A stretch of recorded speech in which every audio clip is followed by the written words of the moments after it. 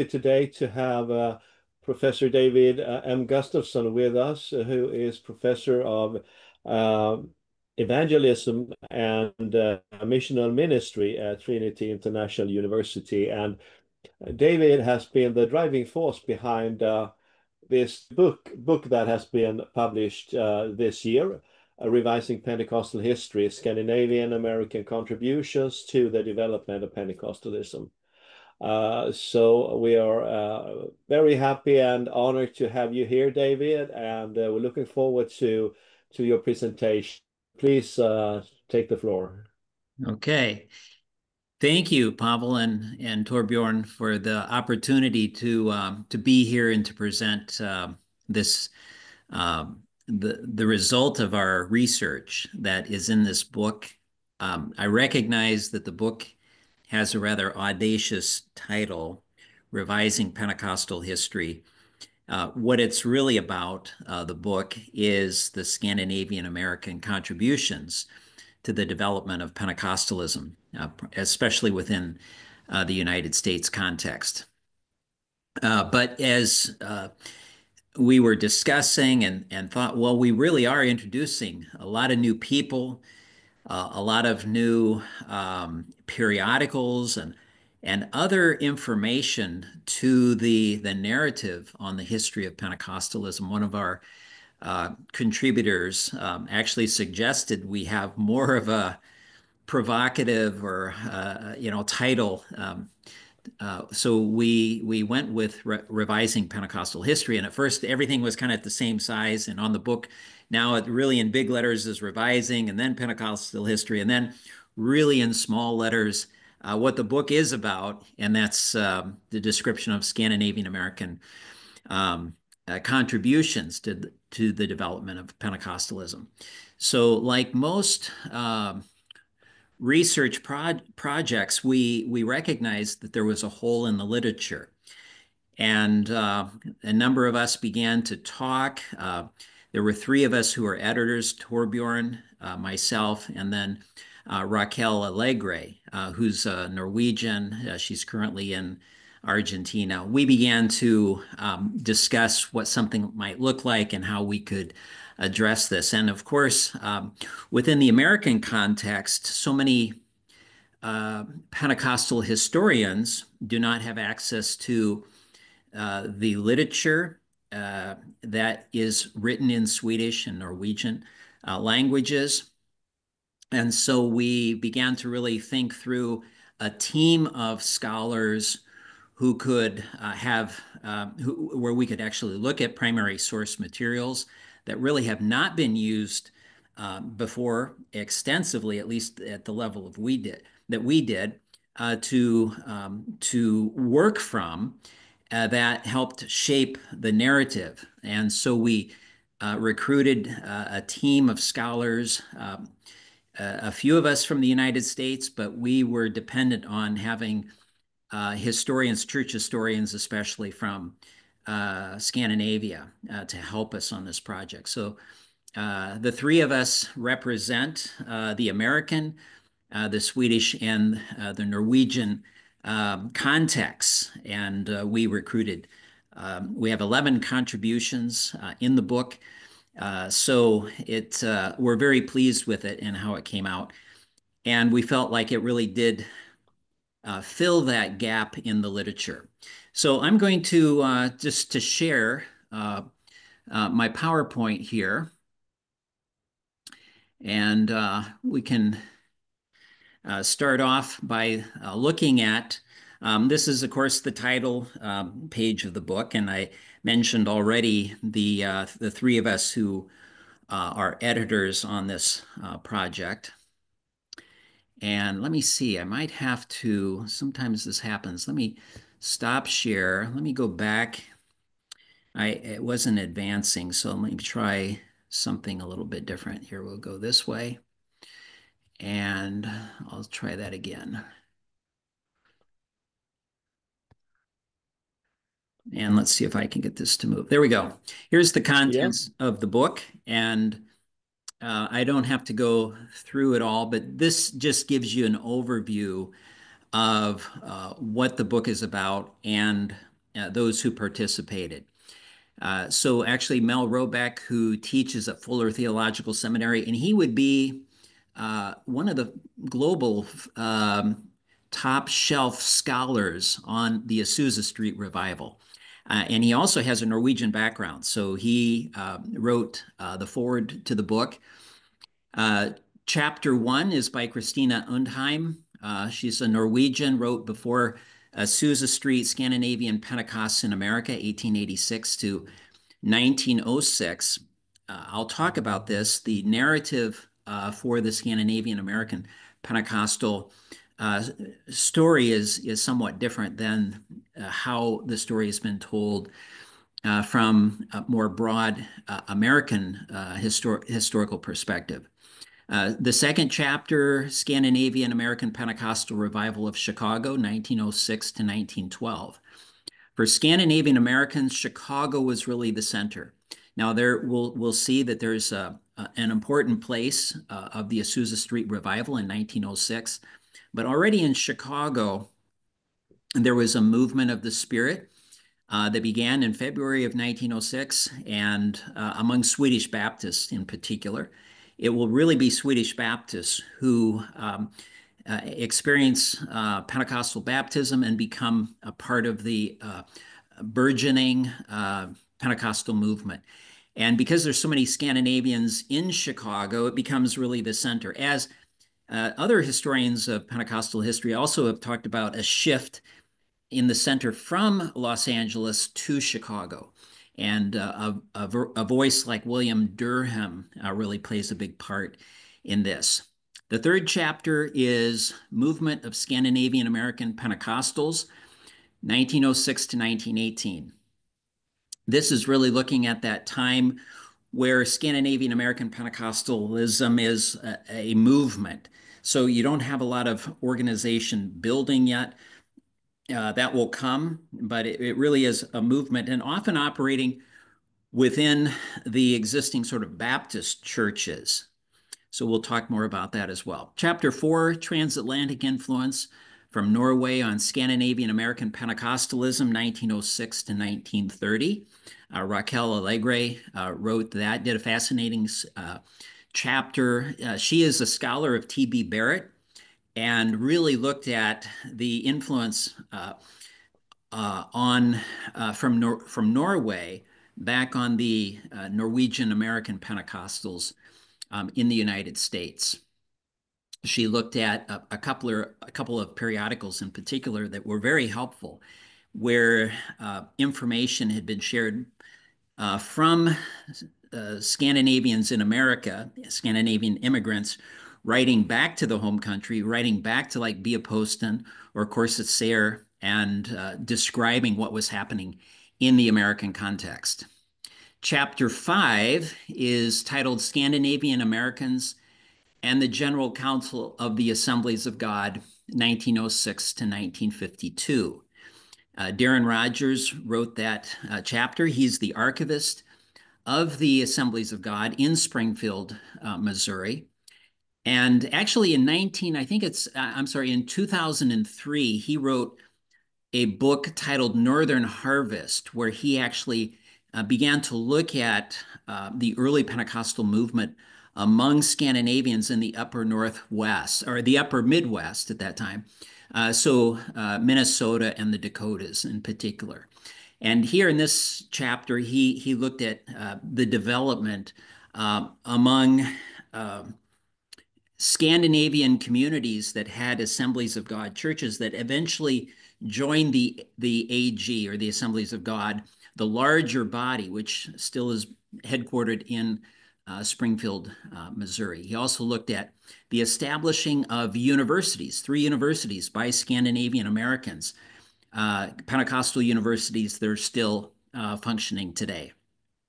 Chapter 6, Scandinavian American Independent Assemblies of God, 1918 to 1952.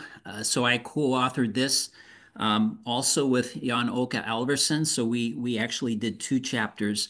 And this looks more at the development of the Independent Assemblies of God, which was exclusively Scandinavian. The Assemblies of God will be an American denomination there will be Scandinavian congregations, a part of that within certain Scandinavian enclaves. There's a great representation of Scandinavian Pentecostals in the Assemblies of God, but there will be a second group that's more dedicated to what I would say is the fierce independence of the local congregation. And they don't want to join the American Assemblies of God, the larger group. They want to maintain their independence of local churches. So there was kind of a discussion about governance or polity. And I think it also allowed them to preserve their ethnic identity as Scandinavians. Chapter 7 is titled Between Multiple Worlds, Emerging Scandinavian American Pentecostal Theology, 1907 to 1919. Tommy Davidson, who's a Swede, teaches in Norway, wrote that chapter looking at the development of the understanding of the full gospel during this period of time. And there were some various theological discussions within the Scandinavian American Pentecostal movement. And so Tommy has looked at those and seen how things are developed and various issues are processed during that time. We go into the next section, and chapter 8, Scandinavian American Pentecostal Mission to Brazil, Gunnar Wingren and Daniel Berg, 1910 to 1962. This chapter is co-authored by a Brazilian historian, Israel de Araújo, who is the main historian of the Assemblies of God of Brazil. And Joel Wright here wrote co-authored that. He was a missionary, a Baptist missionary to Brazil. So they've done a great work. I would say that this chapter is the most significant treatment of these Swedish American missionaries to Brazil, written in the English language. So what we have here is there is no book on Wingren and Berg, no dissertation in English. Perhaps there is in Swedish or in Portuguese, but this would be it is a wonderful chapter in this book on these two Swedish American missionaries. I'll mention it later, but the Assemblies of God of Brazil today numbers over 20 million members in that denomination in Brazil.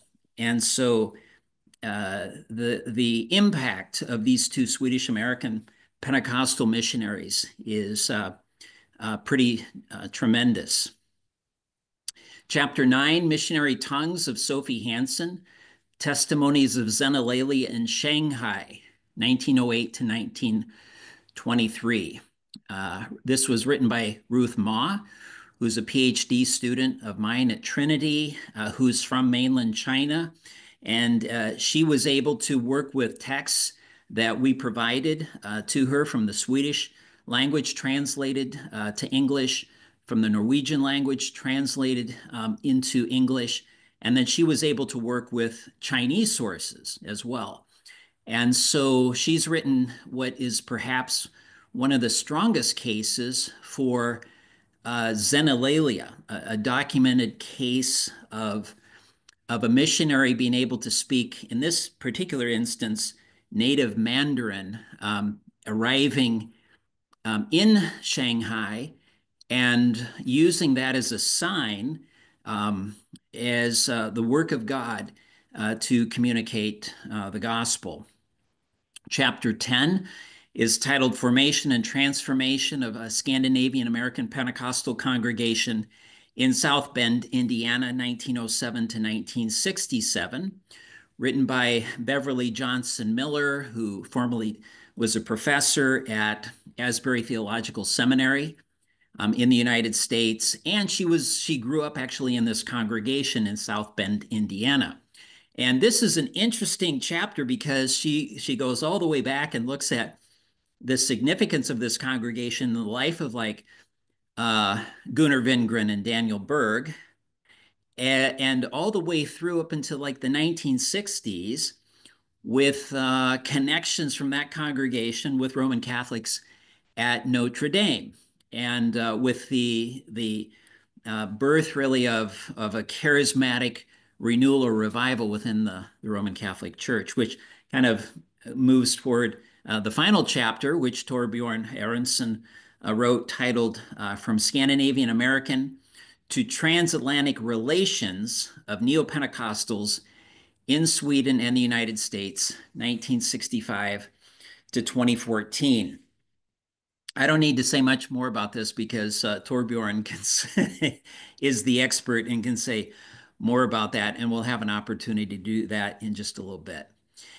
Let me just go through the two narratives, and because of the title, Revising Pentecostal History, again, it's a rather audacious, provocative title, and people are like, well, what is new? Well, I'm not sure, how we'll change it overall, but we're simply saying at this point that there is a different narrative, and we think that maybe it would be similar, not just for us within the Scandinavian American Pentecostal context, but perhaps for other ethnic Pentecostal groups too, because early on there are a variety. There's an Italian Pentecostal movement. There's a Persian Pentecostal movement in Chicago. These are happening at roughly the same time, but would have slightly different narratives.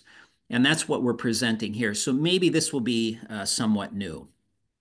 The American Pentecostal narrative usually includes these sorts of events.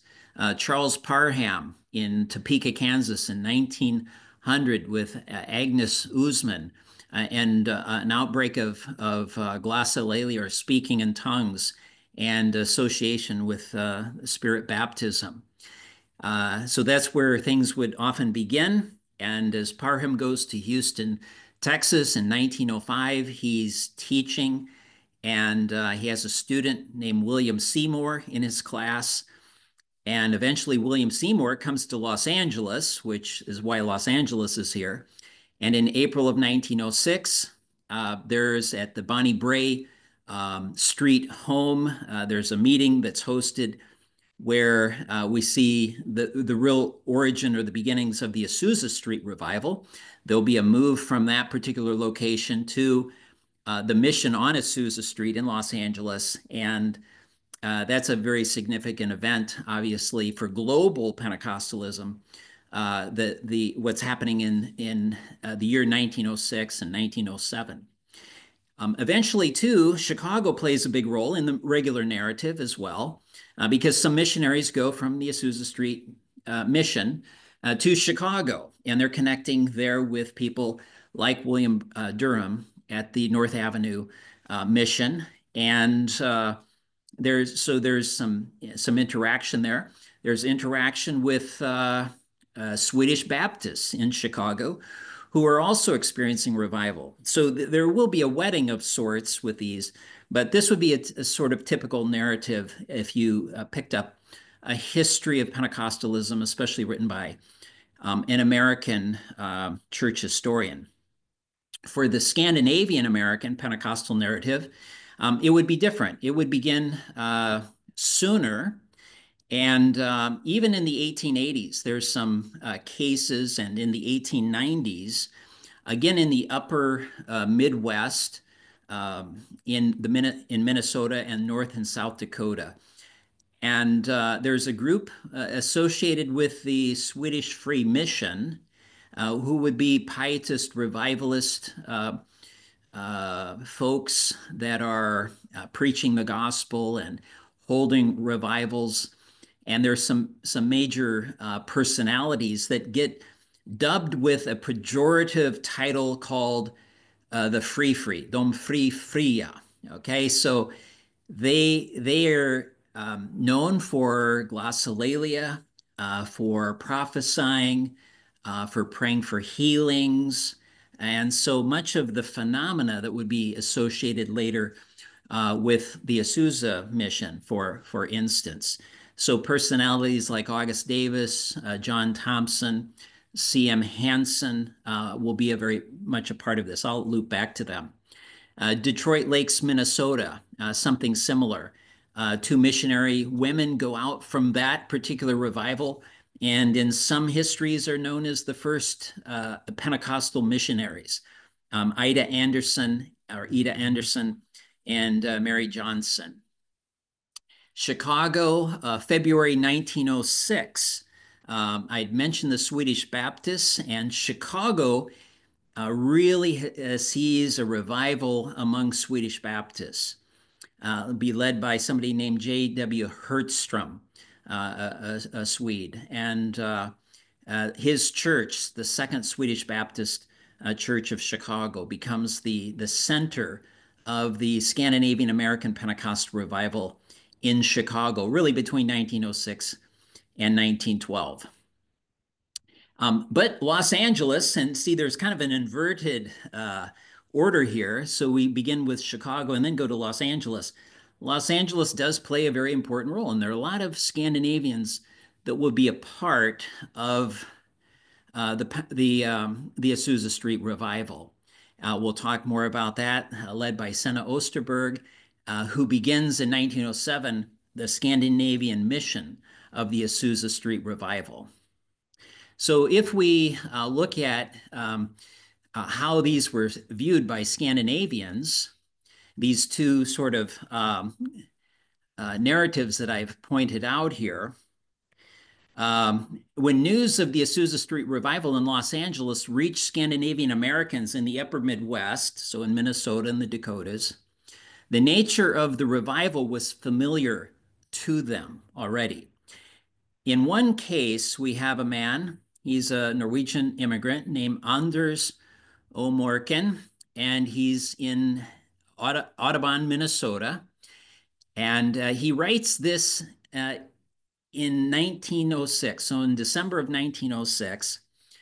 And this actually gets published in the Apostolic Faith, which was published by William Seymour in the Azusa Street Mission in Los Angeles. So Anders Morken writes and says this: a copy of the Apostolic Faith has been sent to us from Los Angeles. So this contained news accounts of what was happening at Azusa Street. And so Morken says, and we were much blessed when we read and saw that God baptized his children with the Holy Ghost exactly the same way as he has done here. It is 2 years ago since God began to baptize his children in this place. And some are talking with tongues, some have the gift of prophecy. So this would be one case, and we would have many when Azusa, what's happening at Azusa begins to be publicized and communicated. A number of people, this is one of several accounts where people will recall similar revivals in the upper Midwest, where there was speaking in tongues, where there was prophesying, where people were healed. There's prayer for healing. So much of the phenomena associated with what would be known as traditional Pentecostalism was being seen and recognized there. So that's the comparison. I've mentioned earlier Carl Hansen. He will be a leader even in the 1890s in the upper Midwest, part of the Free. And he eventually will become a district superintendent of the Assemblies of God. But he's very active early on with this particular movement of the Free. Ida Anderson and Mary Johnson, I mentioned those were the two missionaries that went to South Africa in 1904. Actually arrived in 1905, but in some Pentecostal historiography, they're considered the first missionaries. And they are known for speaking in tongues. We have primary source document of their testimony of that, which again would be prior to Azusa. And then John Thompson, he eventually joins Pentecostal church in Fargo, North Dakota. He was a free church pastor, a free, very much associated with the free. And his son becomes a Pentecostal as well. His son, Peter Thompson, and becomes eventually engaged, and I think, if I remember right, a district superintendent of the Assemblies of God.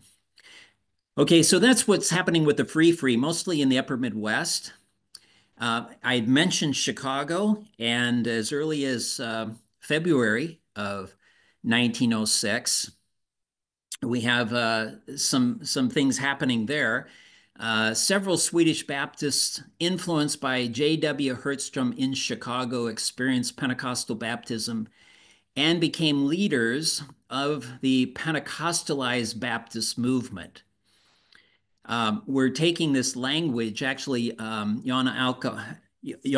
Oke Alverson uses this, he kind of makes a verb or a participle out of the word Pentecostal to describe Baptists or people who've had experienced Pentecostal phenomena and Pentecostal baptism.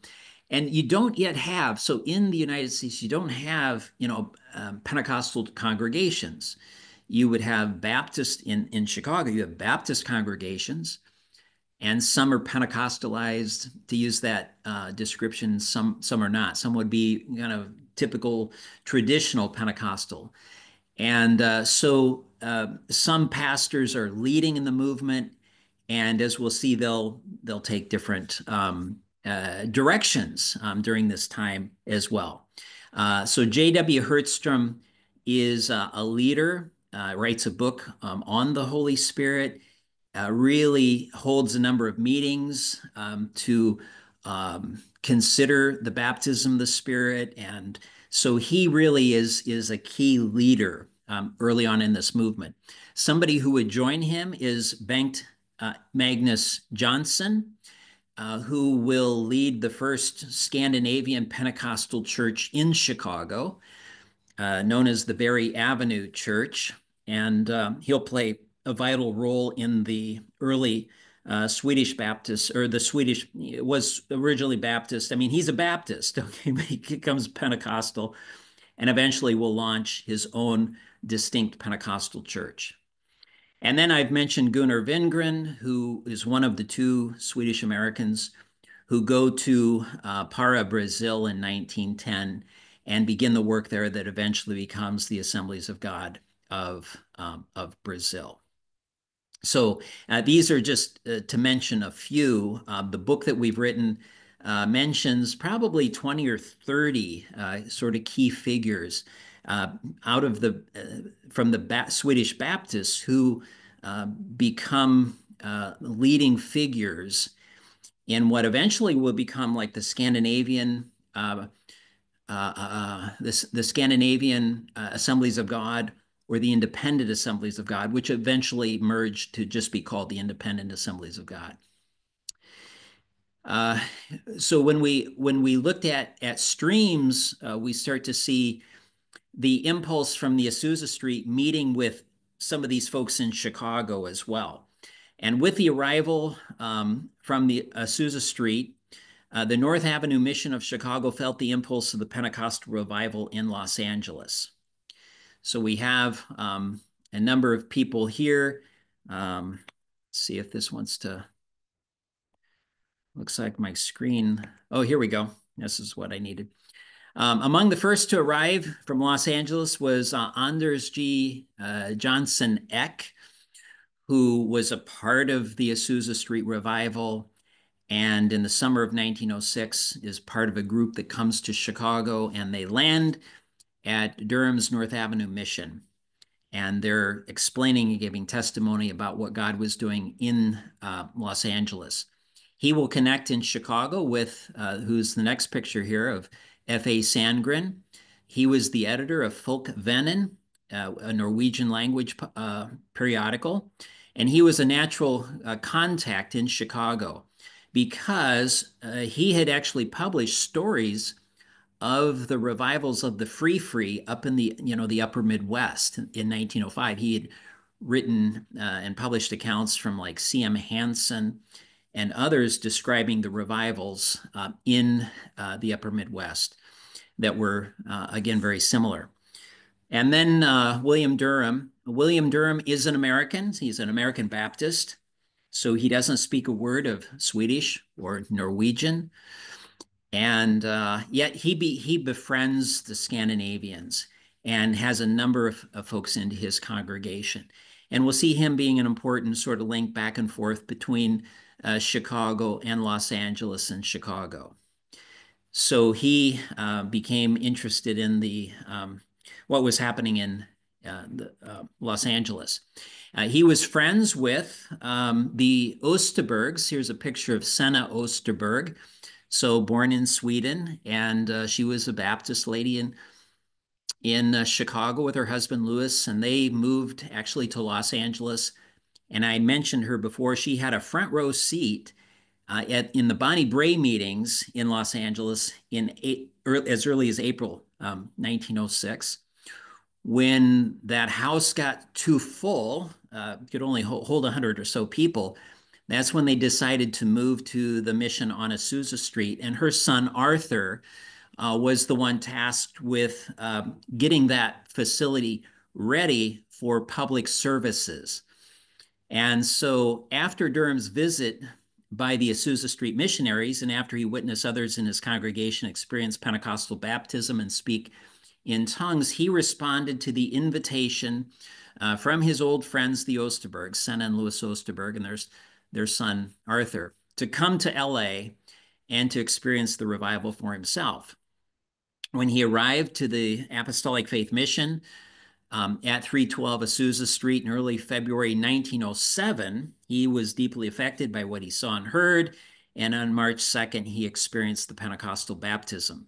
He returned to Chicago and turned the North Avenue Mission then into a center of the Pentecostal movement, reaching Swedes, Norwegians, and Danes. So a lot of that had already begun, happened or begun under the Hertzstrom revival, where there was also testimony of speaking in tongues. And so you start to see this interplay between what was happening in Chicago and in LA.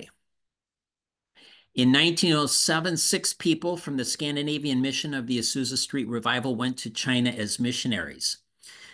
They were Gustav S. Lundgren, Ellen Carlson, who married G.S. Lundgren, Adolf Johnson, Hannah Holmstein, Mary Bjorkman, and Linda Erickson, who married Adolf Johnson.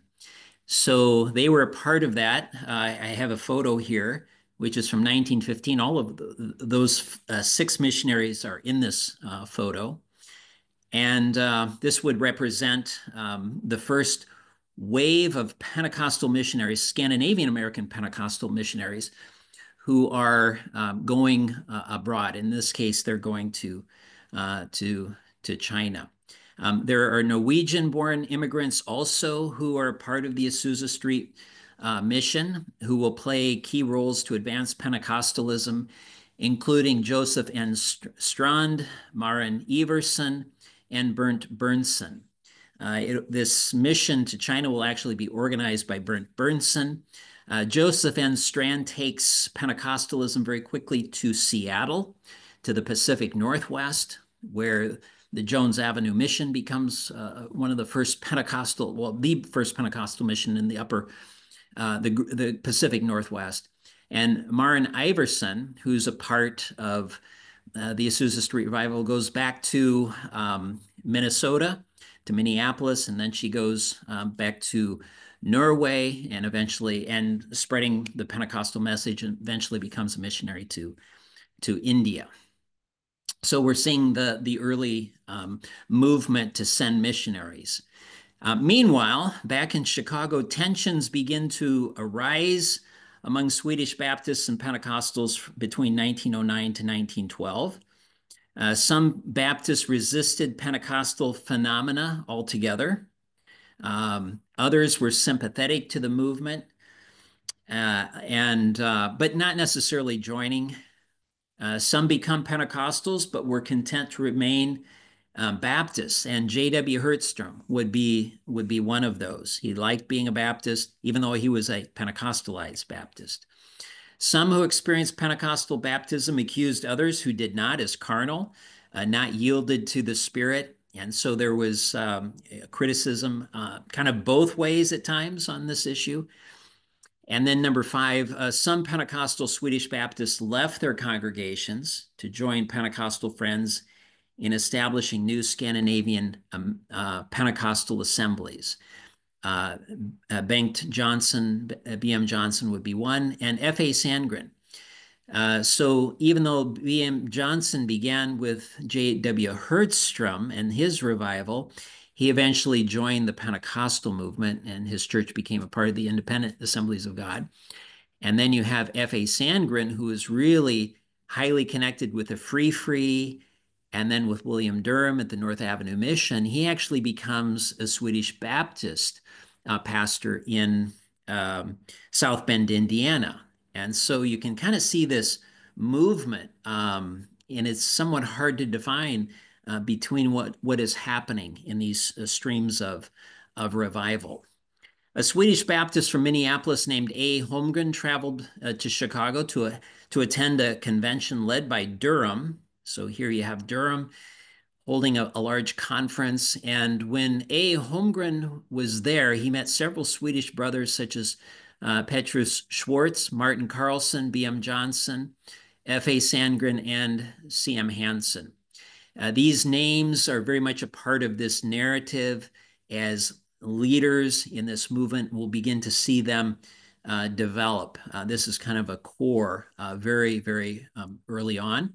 Inspired by the Pentecostal movement, in 1911, Holmgren launched the Swedish language Pentecostal newspaper titled Sanningens Vittne. And we have a picture of probably the 1911 volume here. So he begins to chronicle. This would be almost a Swedish version of William Seymour's The Apostolic Faith. And this was the source, a main source, primary source that we used in our research. So we were able to digitize and upload these things to issues to the website hosted by the Minnesota Historical Society, which gave access to our team of scholars to be able to search and find the information that was needed to help write this narrative.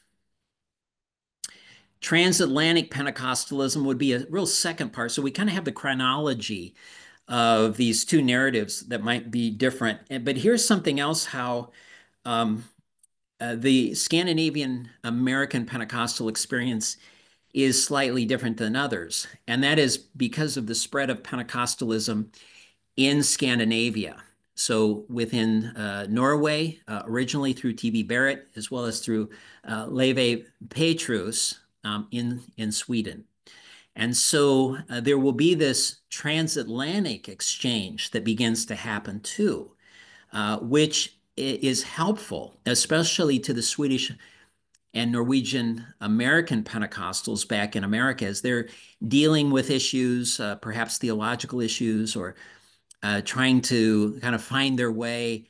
They have some brothers in Scandinavia that they can look to, and they actually do in many ways, begin to ask for their wisdom or their advice. They're reading their literature, they're receiving their periodicals, they're writing, they're exchanging. So this becomes something different than simply like an American experience. So if you look at American English-speaking churches, they don't necessarily have an international partner that they're kind of going back and forth with.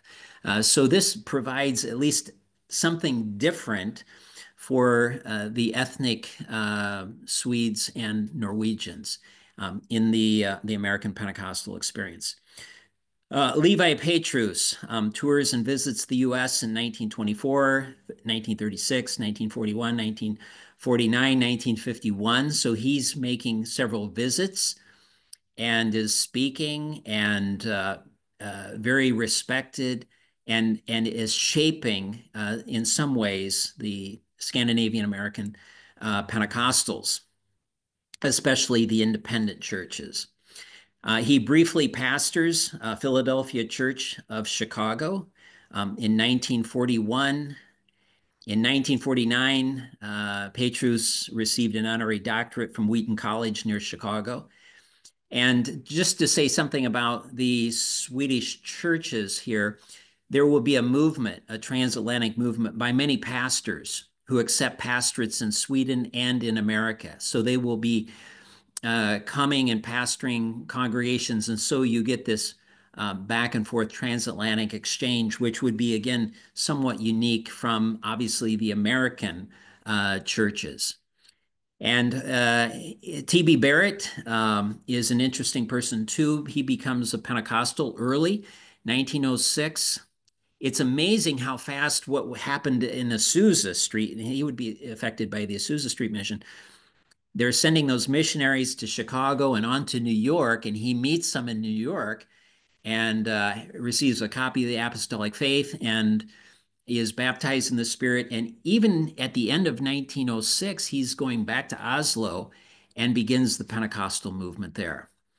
He publishes via post and eventually becomes, of course, säljer, and is distributing copies in America. And he has a number of readers who are in the U.S. and a number of stories. So even our chronicling of what happens among Scandinavian Americans, many of the records are not simply in a publication like Sanningens Vittne, published in Minneapolis by A. Holmgren, but stories and accounts are also being published in Via Posten, for instance, by T.B. Barrett in Oslo, and those are preserved, those publications, so those issues, they've been digitized. We can actually find information. And there are a number of letters from individuals talking about what is happening in their Scandinavian American enclaves, whether from, these states, Alaska, California, Colorado. It's pretty fascinating. Raquel Alegre did some fascinating work here. And similar to Swedes, pastors are accepting pastorates in Norway and America, going back and forth. So again, with theological issues, with a certain formation, a spiritual formation, a Pentecostal spiritual formation, there is an incorporation of music, of songs that are being sung that could be coming from Scandinavia, the Pietist movement, or being written by even people like T.B. Barrett, Levi Petrus, which again is different. And they're coming to the U.S., they're being published in the U.S. So you have some unique contributions from the Scandinavian Pentecostals back to Pentecostals in the United States. I've already mentioned Gunnar Wingren. He and Daniel Berg in 1910 go to Para, Brazil, and begins what becomes the Assemblies of God of Brazil. And I've already mentioned that today, the Assemblies of God in Brazil numbers over 22 million members. So quite a sizable group there, denomination in Brazil. And just to say something, this book that is available now in Swedish is being translated into Portuguese for churches in Brazil. Transatlantic exchanges continued, and I don't need to say anything more because Torbjörn, this is your chapter. And you can say, but Torbjörn looks at the Full Gospel Businessmen's Fellowship International and their interesting sending of Jesus people to America, to Sweden. Ulf Ekman and Livets Ord, and their role in disseminating American Neo-Pentecostalism in Sweden. And you look at one of my former professors at Fuller, John Wimber, and his influence in Sweden and the birth of the Vineyard Nordic. So this is my presentation. So I'm happy to take questions or Torbjörn, if you want to say some more about your chapter, that would be fine, whatever you'd like to do. Yeah, well, I can just mention before we take questions here that in my chapter I discuss you could say how the developments in America begin to affect the Swedish development. So you have three major movements in the late 20th century that uh, is inspired and really birthed through the interaction between American Pentecostal charismatic groups or preachers and ministers, churches, and when I've looked to them at these three movements, the Jesus People movement in the 1970s, Word of Life in the 1980s and 90s, and the Wimber contribution to charismatic renewal in Sweden and the birth of the Vineyard Nordic movement. I've found uh, people who had links to the Scandinavian American Pentecostals in America. The Scandinavian American Pentecostalism has uh, continued to be very vital and provided links that have brought or contributed to a renewal and revival in Sweden in the late 20th century. At the same time, the contact between Sweden and America has grown very much in the late 20th century, and we have, of course, many contacts between Pentecostal and charismatics in Sweden and in America that connected to the Scandinavian Americans in America.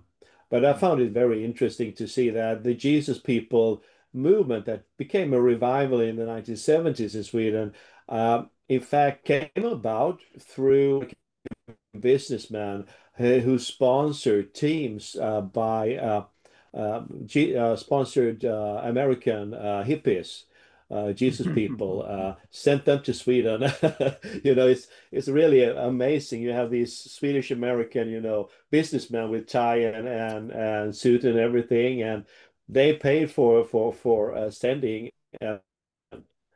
To preach the gospel, and it was really a big success, and it brought new life to churches in Sweden. And then when it comes to Word of Life, you have Lester Sumrall being very important for Word of Life as a church and movement, and he came from South Bend and had been a pastor of this Assemblies of God church in South Bend that was very important for different types of revivals, and also for the Swedish Americans in the mid upper in those areas. He continued to have many contacts with Swedish Americans from the 1930s until the late 1990s, and he traveled to Sweden a number of times. So there is a continuity in relations between South Bend Pentecostals and then different types of Pentecostal charismatic movements in Sweden. And he played a great role for Word of Life, and he he had a Swedish American contact in South Bend from the 1930s, I think, and 40s, and traveled to Sweden a number of times. So it's a fascinating link, really, between the Scandinavian American Pentecostal movement in the 1930s and 40s, and then into, in fact, Word of Life in the 1990s. When we come to the Vineyard movement and John Wimber, we have a couple, Brent and Happy Rue, who had Swedish American contacts, and they played also a significant role in the Wimber's visits to Sweden. So the interaction between Sweden and America has been very important for Swedish Pentecostalism, and this connection between the Scandinavian Americans in the US and Swedish Pentecostals and charismatics has been very important. So let's see if we have any questions. Pavel, do you have any questions from the audience? Well, here's one question from Susanna, who asks simply, what's free? Oh, yeah, that's a good question.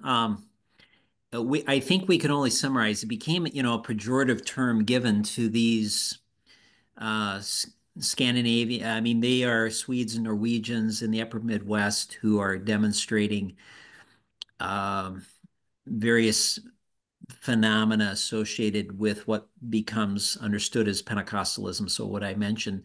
So they're free in terms of their church polity, meaning they are independent. So that would be typical of the movement I'm a part of, more of a holiness Swedish evangelical free mission movement led by Frederick Franzen. So sort of fierce independent local church government. So that's how free is understood in its first sense. We're not exactly sure. Um, the term gets applied to them and it sticks. I don't think I've ever seen an explanation, but we would surmise that it must be because they are demonstrating more Pentecostal-like phenomena that they would be considered free in the spirit. That's the best answer I can give. It's not a definitive. We don't have an explanation from the primary sources, but we see several times in the sources where they are considered free, they're called free, and they are likened, and even after Azusa and after the development of the Scandinavian American Pentecostal movement, they continue to be referred to as free. They'll mention these folks historically. So that would be the best answer. I think that they're somewhat described doubly as free. The first time that happens, it's actually some covenant, mission covenant folks. So Missionsförbundet folks in America are describing August Davis and John Thompson and the movement that they have. And they use this. There's a letter being written back to Pepe Waldenstrom, actually, and the particular person in America writing to Waldenstrom describes them as free. August Davis, actually, we have primary source material where he would actually breathe on people and say, receive the Holy Spirit. And like people would fall down. So we think, boy, that's something later, but this is what he was known for and this particular movement. So the best that we can say, we know that they are free in terms of the autonomy of the local church. And the best that we can assume is they were associated with phenomena that would be Pentecostal-like. And so somehow maybe, free in the spirit. Yeah, thank you, David. Then Marcus asks about then the letter rain came, right? Like Joseph Matson Bowes and others he mentions. Do you have any comments on letter rain in this context? Can you repeat that one, please? Marcus asks after this letter rain came, right? The letter writing? Rain, letter Oh, the rain. latter rain. Yeah, exactly. I understand now. Yeah, the latter rain movement. Mhm. Yeah. So the question is what happened? Yeah, like he asked like the sequence if after these events, the Yeah. letter rain movement. Yeah. Right. So in the late 1940s, the burgeoning latter rain movement affected especially the independent assemblies of God.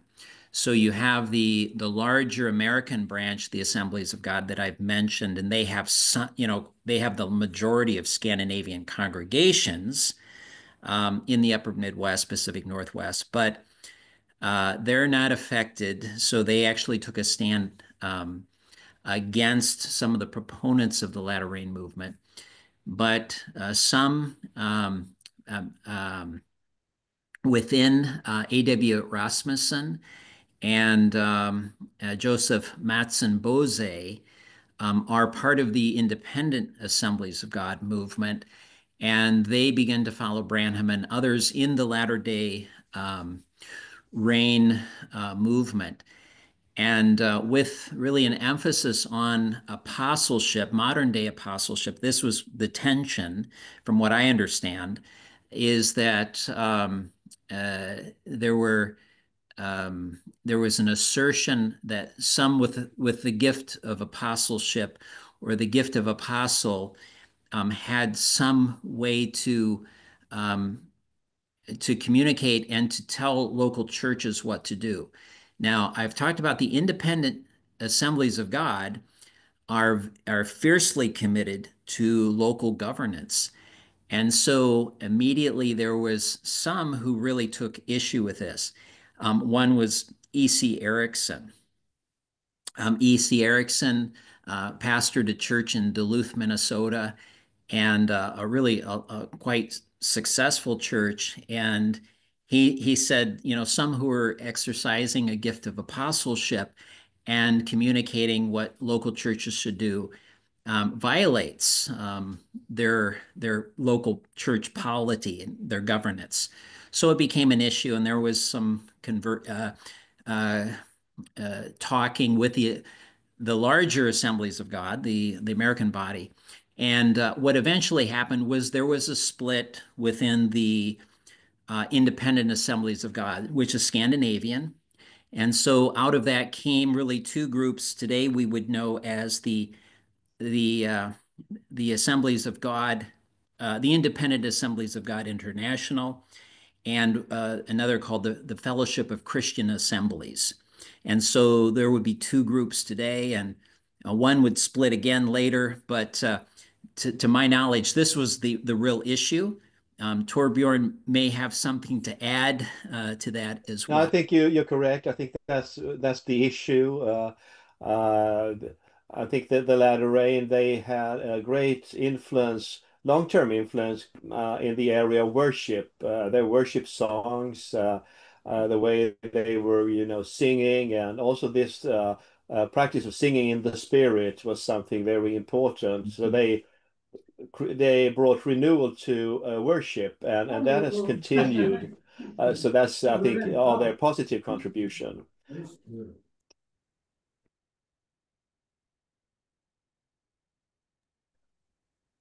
Okay, Pavel, do we have any other question here?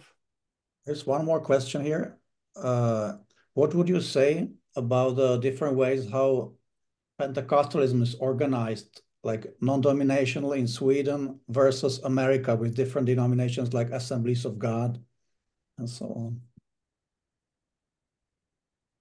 David, maybe? Yeah, I mean, I don't know the Swedish side, how things are organized, but we've really touched on somewhat what comes out of the Scandinavian American Pentecostals. So you will have, again, the Assemblies of God. They have a lot of congregations that are Scandinavian, and they'll be much more organized, even with what's described as a polity that combines Presbyterianism and congregationalism with district superintendents. That's one of the reasons why the independents didn't like it.